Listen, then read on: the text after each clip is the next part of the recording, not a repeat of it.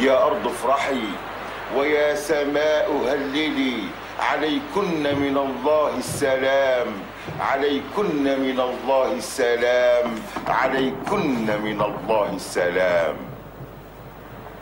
خذوا دمي صفوه من شراييني، خذوا عقلي الحقوني بالمجانين، وأعيش في الدنيا شريدا وأهيم في الدنيا شريدا، ولا أبيع شبرا من فلسطين، ولا أبيع شبرا من فلسطين.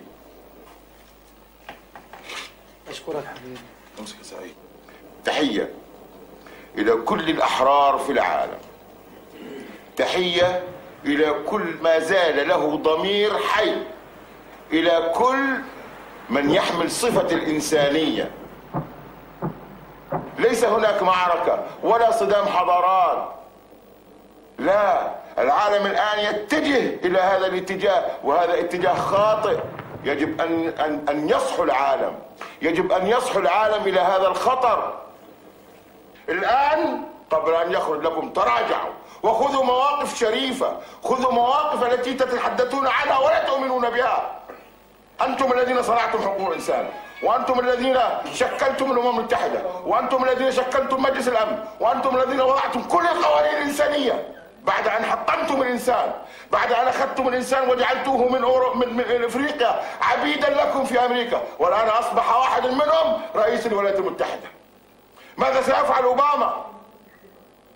وأنا أعرف من جاء بأوباما إلى البيت الأبيض بعد أن قام المحافظون الجدد بتلطيخ صورة أمريكا على مدار 8 سنوات من حكم بوش المجرم. الآن يريدون تصحيح هذا الوجه القبيح بأوباما. لن تضحكوا علينا لا بأوباما ولا ب1000 أوباما. ونحن نرجو من هذا العالم المتحضر أن ينتبه لحظة وينظر إلى صور الإنسان الحقيقي الذي يحمل الدين الحقيقي. إن الله اسمه السلام، في كل الديانات اسمه السلام، في وآمن وسلام. هذا لك وهذا لي، لكم دينكم ولي دين، لكم أرضكم ولي أرضي، لكم وطنكم ولي وطني، لكم علمكم ولي علمي. والله يا سمير لو ظليت ساعة ما بنتهيش. الله يعطيك العافية. روحوا انفدوا، بلاش تصير حاجة. استنانات في الطريق. سمير بكرة بالمرة. انهي سكر. لا زنانات طلع. والله برا كثير. لك من ايش؟ جبتوا الموتور؟ لا خلاص الله يسهل عليك، خلينا على اكل.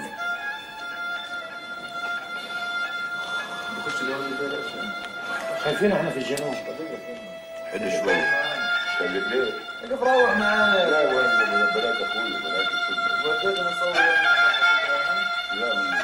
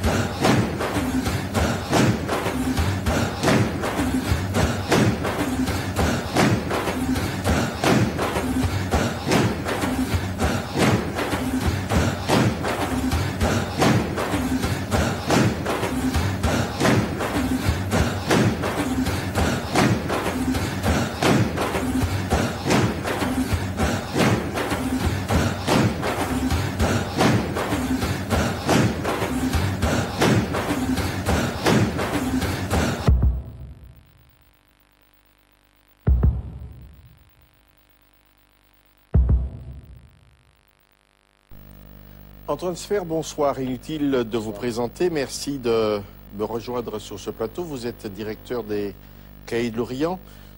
Tout d'abord, votre sentiment sur ce que nous venons de voir et surtout d'entendre. C'est un sentiment à la fois mitigé et craintif. Une fois de plus, on voit bien que la guerre n'est pas propre. Il n'y a pas de guerre propre. C'est pas un documentaire, c'est un véritable reportage sur le vif, 48 heures après l'opération israélienne contre Gaza, en janvier 2009,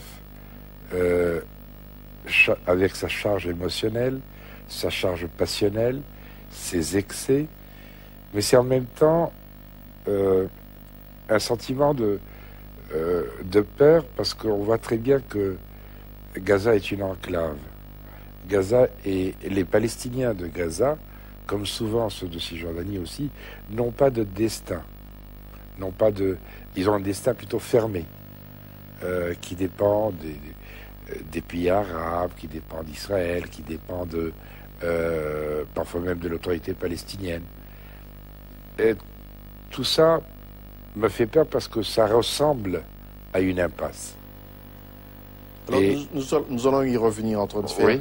Si vous voulez revenir à cette opération Plomb Durci, cette opération voulue, cette opération militaire choisie par les Israéliens, a-t-elle vraiment atteint ses objectifs? Autrement dit, a-t-elle cessé ces fameux tirs de roquettes contre les villes israéliennes? Si on doit regarder les faits, oui. Mais est-ce qu'elle n'a pas fait reculer aussi le sentiment du vouloir vivre ensemble? La question reste posée, je n'en sais rien. Ce que je sais, c'est que d'un côté comme de l'autre, si vous voyez les gens de la rue, les gens ont peur.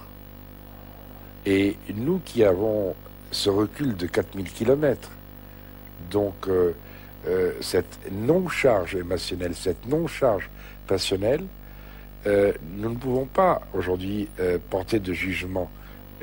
Nous devons jouer plutôt le rôle de passerelle pour que les gens puissent encore se parler. Alors je poserai ma question autrement. Je crois que je l'ai mal posée. Je dirais tout à fait entre nous, est-ce qu'il n'y avait pas d'autres objectifs que des objectifs militaires contre les tirs de roquettes? Est-ce qu'on ne peut pas, parce qu'on peut imaginer difficilement ce rouleau compresseur, ce déluge de feu, s'il n'y avait pas autre chose derrière? Est-ce qu'il n'y aurait pas un objectif politique? Par exemple. Est-ce que ça aiderait, par exemple, l'autorité palestinienne, Gaza étant quelque part dissidente par rapport à Ramallah? Nous sommes dans la supputation. Et comment dire, nous n'allons pas nous mettre à jouer aux devins et aux prophètes au Proche-Orient. Ils se sont tous cassés la gueule. Donc restons plutôt, si vous le permettez, cyniquement sains. L'objectif sécuritaire a peut-être été atteint. L'objectif politique s'est encore éloigné.